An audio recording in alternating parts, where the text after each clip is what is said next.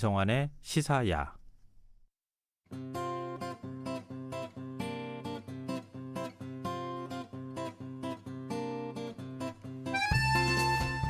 일주일 전이죠. 지난 1일 미얀마에서 군부에 의한 쿠데타가 발생했다는 사실이 알려지면서 국제사회의 비판이 커지고 있습니다. 미얀마 군부는 아웅산 수치 국가고문을 구금하고 1년간 비상사태를 선포하기까지 했는데요.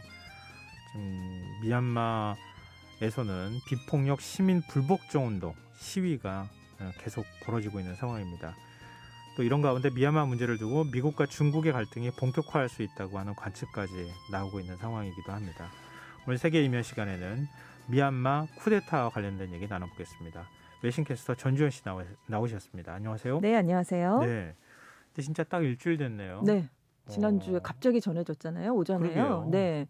그게 미얀마 현지 시각으로는 1일 오전 3시였습니다. 그러니까 새벽에 미얀마 군부가 쿠데타를 일으켜서 수치 국가고문을 비롯한 정부 주요 인사들을 전격 구금했어요.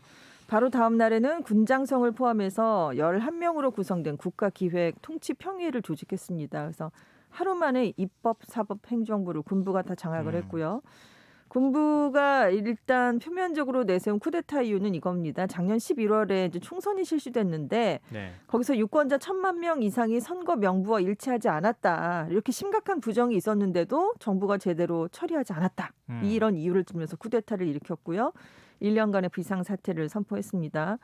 그리고 굉장히 빠르게 진행을 시켰어요. 3일에는 수치 고문을 불법 수입된 워키토키를 소지했다. 이걸 허가 없이 사용했다. 라면서 수출입 위반죄로 기소를 했습니다. 그래서 일단 15일까지는 그 수치 고문을 구금할 수 있는 명분을 만들어 버렸어요. 만약에 이 범죄로 이 죄로 유죄 판결을 받는다면 최장 3년형에 처해질 수가 있습니다. 그래서 지금 1년 동안 비상사태를 선포한 뒤에 다시 총선을 치르겠다라고 군부가 일단 발표하긴 했거든요. 네. 그러면 수치 고문이 정치에 복귀하기가 어려워집니다. 근데 지금 군부가 이 워키토키 소지 혐의로 기소한 건 시작에 불과하다. 이런 관측이 나오고 있어요. 그래서 반역죄로 기소하는 방안도 고려하고 있다. 이런 얘기까지 지금 흘러나오고 있는데 반역죄 형량이요. 최소 20년에서 사형까지 처해질 수 있다고 합니다. 근데 어디까지 군부가 갈지 모르겠습니다. 지금 미얀마 국민들이 대거 시위를 연일 벌이고 있다고 하는 소식이 들려요. 네. 지금 이러다가 유혈 사태가 벌어지는 거 아니냐라고 하는 국제사회 우려도 있고요. 그렇습니다. 미얀마 국민들이 이제 1일에 쿠데타가 발생하니까 2일부터 집안에서 냄비를 두드리는 불복종 운동을 시작을 했어요. 차량 경적도 울리고 그러다가 주말부터 이제 첫 번째 주말이었죠. 쿠데타 발생 이후 거리에서 대규모 시위를 지금 벌이기 시작했습니다. 6일에는 최대 도시 양곤에서만 10,000명이 참여했고요. 일요일인 어제는 양곤에서 10만 명이나 시위에 참여를 했습니다. 주말이니까 더 그렇습니다. 시위 참여자가 많았던 거죠. 네, 그래서 2007년에 이제 샤프론 혁명으로 불리는 군정반대 시위 이후에 최대 규모가 참가를 했고 이게 오늘까지 또 넘어왔어요. 그래서 사흘째 지금 시위가 이어졌고 어제 시위는 양곤 외에도 미얀마 전역 10여 개 도시에서 발생을 했습니다. 근데 경찰이 그 수도 네피도에서 시위대를 향해서 물대포를 발사하는 장면이 포착이 된 거예요. 그래서 지금 2명이 부상을 입은 것으로 지금 알려지고 있습니다. 어제부터 SNS를 중심으로 총파업 촉구가 확산되고 있어요. 그래서 근로자들이 이제 시위에 대거 참여를 하고 있고 쿠데타 이후에 불복종 운동에 앞장섰던 사람들이 의료진입니다. 그리고 2007년에 시위를 주도했던 승려들까지 가세를 하면서 지금 시민사회 저항이 예상보다 더 커질 것 같다 이런 전망이 나오고 있는데요. 이번 주에도 시위가 계속 이어질 것 같습니다. 미얀마 군부는 어떤 입장입니까? 처음에는 특별한 입장을 밝히지 않았어요. 그런데 지금 주말 이후에 민심의 흐름이 좀 심상치 않아졌거든요. 그래서 군부가 이러다가 어떤 식으로든 대응에 나설 것 같다 이런 얘기가 나왔는데 조금 전에 속보가 들어왔는데요. 네. 미얀마 군사정권이 제2의 도시가 만달레이입니다. 이 만달레이주 7곳을 비롯한 미얀마 일부 지역에 계엄령을 선포한 것으로 지금 AFP 통신이 군정 관리들을 인용해 보도를 했어요. 그럼 시위를 못하게 되는 거잖아요. 5명 이상이 못 모입니다. 그리고 오후 8시부터 새벽 4시까지 통행금지가 실시가 되고요. 네. 그리고 다른 지역에도 지금 밤사이에 이 조치가 속속 확산될 것 같다 이런 얘기가 지금 나오고 있는데요. 오늘 오후에 군정이 무법 행위를 처벌하겠다라고 발표를 했었거든요. 네. 수시간 만에 지금 계엄령이 내려졌기 때문에 어떻게 될지 모르겠습니다.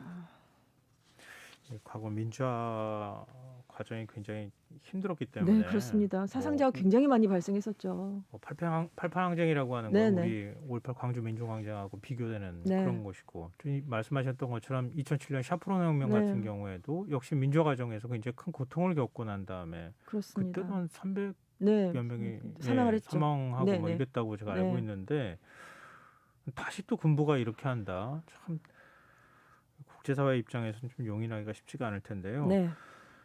지금 미얀마 시민들은 불복종 상징으로 네. 세 손가락 경례를 하고 있다고요? 네, 그렇습니다. 그러니까 세 손가락 경례라는 게 2012년에 발표된 영화 헝거 게임에 등장한 표현이었거든요. 세 손가락이 선거와 민주주의, 자유를 뜻한다 이렇게 시위대는 해석을 하고 있는데 이게 태국 반정부 시위에서도 많이들 사용을 하셨어요. 그래서 좀 유명해진 그런 제스처입니다. 그리고 양곤 시내 상점 거리, 아파트 베란다, 시위 현장에서 지금 빨간 풍선이나 빨간 셔츠, 빨간 리본들을 많이 볼 수 있거든요. 네. 왜냐하면 수치 고문이 이끌고 있는 민주주의 민족동맹 당의 상징색이 빨간색이기 때문이에요. 말씀드린 것처럼 냄비를 두드리는 시민들이 많은데 미얀마에서는 냄비를 두드려서 소음을 내는 게 악마를 쫓아내는 의미로 여겨지고 있기 때문입니다. 그리고 지금 군부가 소유하고 있는 통신기업이 있어요. 미텔이라는 회사의 소속 기술자 71명이 사표를 냈고요. 국영항공사인 미얀마항공의 조종사와 승무원들도 불복종 운동을 벌이겠다 이런 성명을 내고 업무를 거부했습니다. 그래서 뭐 필수업종 공무원들로도 이런 모습이 좀 확산이 되고 있는데 그래서 군정의 통치에 타격을 주기 위한 그런 움직임으로 지금 해석이 되고 있습니다. 근데 미얀마가 민주화가 됐다 하더라도 지금 군부의 영향력 안에 있었다고 해도 과언이 아니잖아요. 그렇죠. 불안한 동거를 하고 있었다 이렇게 표현이 나오고 있죠. 근데 지금 문민 정부와 군부의 권력 분점 네. 균형이 깨져버렸기 네. 때문에 군부가 쿠데타를 일으킨 것이다. 이런 분석도 있더라고요. 그렇습니다. 왜냐하면 2016년부터 이제 수치 고문이 이끄는 민주주의 민족동맹이 집권을 하기 시작했는데요. 그때부터 민주주의 민족동맹과 군부 간의 이중 권력 체제가 유지돼 왔어요.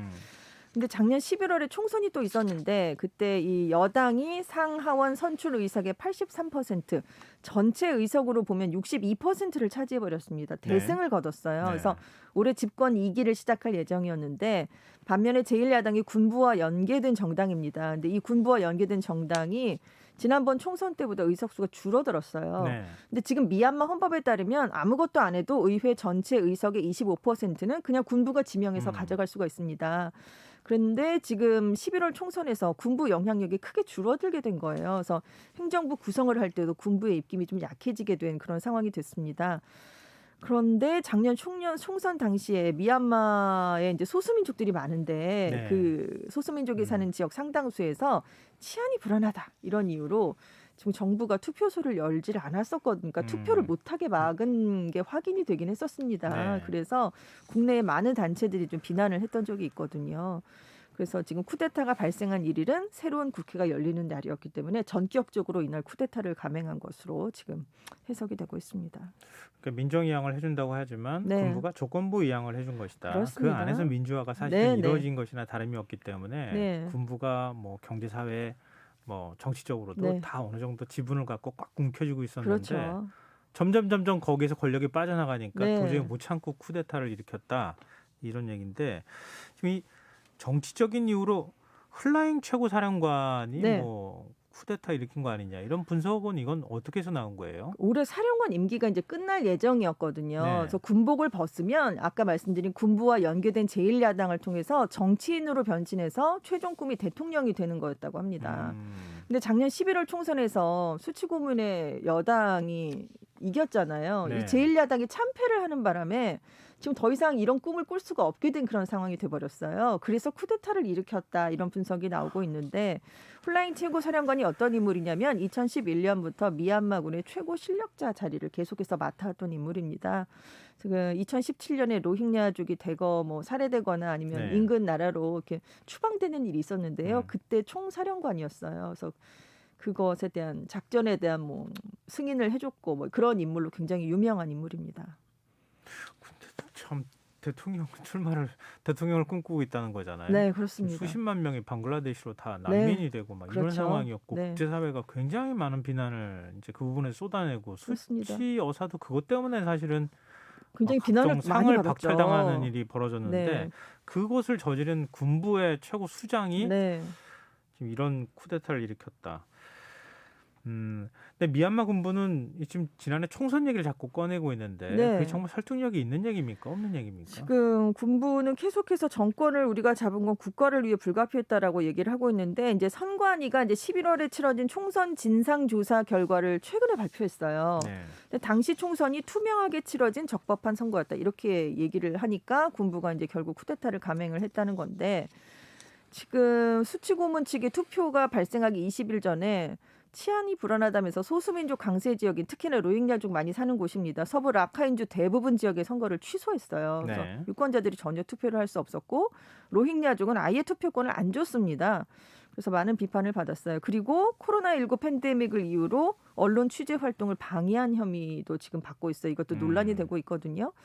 그래서 지금 미얀마 언론들 사이에서 선거 보도를 하지 말라는 것이냐 이런 비판이 거셌는데 결국 그대로 총선이 진행이 됐습니다.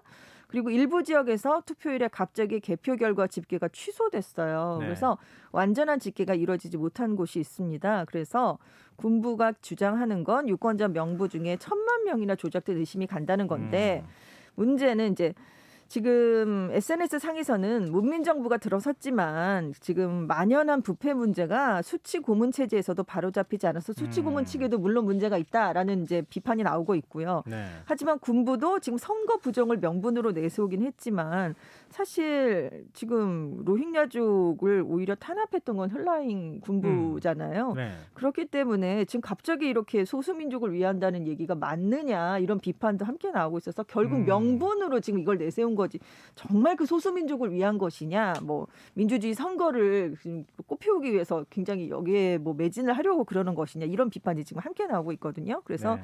결국 지난 총선 후에 민간인 정부와 군 사이에 고조됐던 긴장이 결국 총선 부정이라는 걸 그냥 명분으로 해서 폭발을 해버린 것이다. 이렇게 로이터 통신은 분석을 했습니다. 지금 미얀마가 참 복잡한 나라잖아요. 그렇습니다. 뭐 영국하고 일본 지배받기도 네, 하고 네. 영국에서 독립하는데도 네. 수치 여사의 아버지 아웅산 아웅산 장군이죠. 장군이 네. 가서 담판을 줘가지고 그렇습니다. 독립을 이뤄냈다고 네. 하는데 산지도 많고 소수민족도 많고 굉장히 많죠. 굉장히 그 갈등들이 누적되어 왔었던 네. 상황에서 지금 뭐 군부가 쿠데타를 일으켜가지고 한 반세기 정도 지배하는 이런 일이 있었던 거잖아요. 네. 그러니까 그게 지금 누적되어 있는 상황이다. 그런 가운데 지금 거의 대부분의 국민들이 불교를 믿는데 이슬람교를 믿는 로힝야족을 네. 막 무차별하게 학살하는 일이 발생했다. 소수민족을. 그렇습니다. 근데 지금 로힝야족은 수치 여사에 대해서도 좀 부정적으로 얘기를 해왔었는데 네. 다시 수치 고문의 그 문민 정부를 지지한다 이런 입장을 밝혔다고요. 네, 그래서 이게 좀 눈에 띄었는데요. 왜 그럴까? 이렇게 자세히 들여다보면 또 가슴 아픈 사연이 있어요. 왜냐하면 지금 수치 고문이 자신들을 외면한 건 맞죠. 그런데 지금 로힝야족을 학살하고 탄압한 주요 인물은 hl라잉 최고 사령관입니다. 그래서 hl라잉 사령관이 권력을 잡으면 로힝야족에 더 불리하기 때문이라는 그런 사연이 숨어 있어요. 수치 고문이 지금 방글라데시에서 수십만 명이 난민 생활을 하고 있는데 네. 로힝야족에 대한 송환 논의를 명맥상으로나마 유지를 하면서 계속 뭐 지켜오긴 했습니다. 그런데 hl라잉 사령관이 되면 로힝야족 탄압 수위를 더 강화할 가능성이 크다는 거죠. 그래서 로힝야족 지도자 모하메드는 어떤 대가를 치르더라도 국제사회가 나서서 미얀마의 민주주의를 회복시켜달라 이런 성명을 발표하면서 수치 고문 측을 두둔하는 그런 일이 있었습니다. 근데 미국이 어떤 태도를 보이는가 굉장히 중요하지 않겠습니까? 그렇죠. 원래 군부가 집권할 때 그때 경제 제재를 취하였었다가 이제 민간으로 권력이 이양되고 난 다음에 경제 제재를 풀어줬잖아요. 그렇습니다. 그래서 경제 성장이 급속도로 이루어지고 우리나라도 투자도 많이 한 상황인데 미국이 다시 경제 제재를 하거나 할 가능성 없나요? 지금 미얀마를 놓고 미국과 중국의 전략적 이해가 충돌하고 있다서 미국이 미얀마를 외면하기가 힘들 것이다 이런 얘기가 나오고 있어요. 네. 지금 미얀마가 중국 남부랑 인도양을 접하고 있거든요. 지리적인 요충지입니다. 그래서 미국이 말씀하신 것처럼 문민정부가 출범한 이후에 워낙은 지금 중국하고 가까우니까 미얀마가 친중국 노선을 계속 견제해 왔거든요. 네. 군부 시절에. 그런데 오바마 행정부 시절에 이제 아시아 회기라는 걸 내세우면서 아시아 중시 정책을 폈잖아요. 그래서 굉장히 중요하게 미얀마를 생각해 왔습니다. 그런데 트럼프 행정부는 아세안에 관심이 없었거든요. 그래서 지금 중국이 트럼프 행정부 집권 기간 동안 1대1로를 앞세워서 미얀마 철도랑 도로 건설에 적극 참여하면서 지금 미얀마가 다시 중국하고 굉장히 가까워진 상황이었어요. 네. 더군다나 코로나19 시대에 백신을 좀 줄 수 있다 이렇게 하면서 훨씬 가까워진 그런 상황이었어요. 미국이 외면한 상황에서. 근데 이번에 이제 쿠데타가 발생하니까 바이든 대통령, 국무장관, 백악관이 3차례나 규탄 성명을 발표했거든요. 왜냐하면 바이든 행정부로서는 민주주의의 꽃인 선거 결과를 거부한 미얀마 군부를 그대로 두면 지금 바이든 행정부가 주장하는 건 민주주의 정상회의까지 개최하겠다라고 하면서 인권과 가치를 내세우겠다라는 거잖아요. 네. 근데 미얀마를 외면하면 그 바이든 대통령의 입장이 굉장히 곤란해집니다. 그리고 중국하고 2,500km의 국경을 맞대고 있으니까 네. 이 미얀마를 친중파 군부에 다시 넘겨주기가 굉장히 어려운 상황이에요. 왜냐하면 그 경우에 중국을 포위하겠다는 대중국 전략이 어려워질 수밖에 없기 때문입니다. 그래서 월스트리트저널이 지금 바이든 외교가 미얀마를 중국에 밀착시키지 않으면서도 대응을 해야 되는 어려운 상황이다. 미얀마 문제로 바이든 외교가 시험대에 올랐다. 이런 얘기를 내놨습니다. 네, 바이든 행정부가 지금 미얀마 사태를 군사 쿠데타로 규정했다. 이건 굉장히 상징적인 의미가 있는 것으로는 알고 있는데 그렇습니다. 정치적으로는 그렇게 했다 하더라도 경제 제재로 과연 갈 거냐. 네. 그러니까 그 셈법에 있어서 복잡해진 건데 그렇습니다. 결국 중국이 어떤 태도를 취하는가도 굉장히 중요하지 않겠습니까? 그렇죠. 중국이 지금 미얀마 쿠데타를 기회로 보고 있다. 이런 분석이 나오고 있는데요. 지금 막강한 경제력을 앞세워서 미얀마에 대한 장악력을 높일 것으로 지금 보이고 있습니다. 그래서 이번에 성명을 발표하긴 했는데 군부 쿠데타를 직접적으로 비난을 하진 않았어요. 그냥 애둘러서 정치사회 안정을 수호하기 바란다. 이렇게만 지금 얘기를 내놨습니다. 중국이 미얀마의 최대 교역국이에요. 2019년 기준으로 봤을 때 미얀마 수출의 32%, 수입의 35%를 차지해서 미국보다 미얀마 교역 규모가 10배나 많습니다. 그러니까 미얀마로서는 경제적으로 지금 멀리할 수가 없는 그런 상황이거든요. 지금 중국으로서는 미얀마가 중요한 게 남중국해 영유권 문제 때문에 미국하고 동남아 국가들과 맞서고 있는 상황이잖아요. 근데 미얀마가 등거리 외교를 하면서 일방적으로 미국 편을 들지 않아온 상황이었어요. 네. 그래서 사실상 외교적으로는 미얀마가 중국의 우군이다 이런 평가가 나오고 있었기 때문에 중국으로서는 지금 미얀마를 놓치기가 굉장히 어렵습니다. 그래서 바이든 행정부가 이건 쿠데타다 이렇게 공식 규정을 하니까 미국은 개입하지 말라 이렇게 경고를 해버렸어요. 그래서 지금 미중 외교 갈등이 미얀마에서 터져나올 가능성이 굉장히 높습니다. 다른 나라 분위기는 어떻습니까? 지금 일단 안보리가 어떤 입장을 발표할까 이게 좀 관심을 많이 모았는데요. 미얀마 쿠데타 규탄 성명을 내려고 했는데 중국과 러시아가 반대해서 결국 규탄 성명을 못 나왔습니다.